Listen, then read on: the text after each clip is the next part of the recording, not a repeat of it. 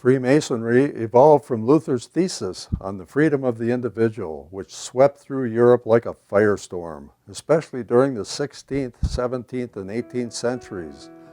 It was a time when open rebellion against the Catholic Church, kings, and empires was rampant and was fueled by mass corruption and immorality at all levels of society. Like a phoenix rising from the ashes, Freemasonry was born in 1717. Men like Voltaire in France and Adam Weishaupt in Germany became chief architects in the crafting of its constitution. And the Alta Vendita in Italy soon rose to prominence and became all-powerful and influential. Make no mistake, Freemasonry is an evil secret society bent on destroying both church and state and marriages and families, thus establishing a new world order, an atheistic world devoid of God. And the three tiers of its foundation, like the Trinitarian formula of faith, hope, and charity, are secrecy, lying, and hypocrisy. It is the incarnate work of the Antichrist.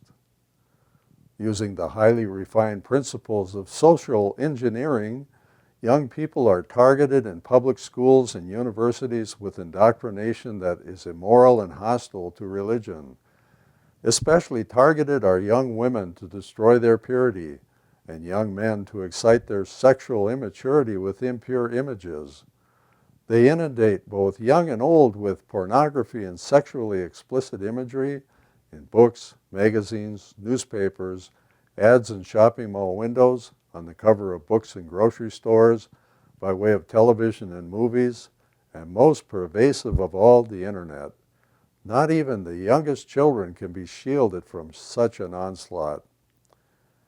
Especially desirable is the enactment of secular laws that undermine Christian beliefs, ethics, and morality, like divorce, abortion, and the separation of church and state, which removes God from the public square, and political agendas that either lead to or promote socialism as the ultimate form of equality. Attacks against the Catholic Church are especially encouraged. Anything and everything that can undermine and destroy Catholicism is on the table, like ordaining Freemasons into the priesthood to attack the church from within, called ecclesiastical masonry, with the ultimate goal of claiming the throne of Peter, setting up a democratic form of government, fomenting corruption within the priesthood, advocating that all religions are equal, Buddha and Muhammad being equal to Jesus, for example, producing new interpretations of the Bible that are contrary to church laws, promoting a false ecumenism, along with promulgating all of the other errors of Protestantism and modernism, just to name a few.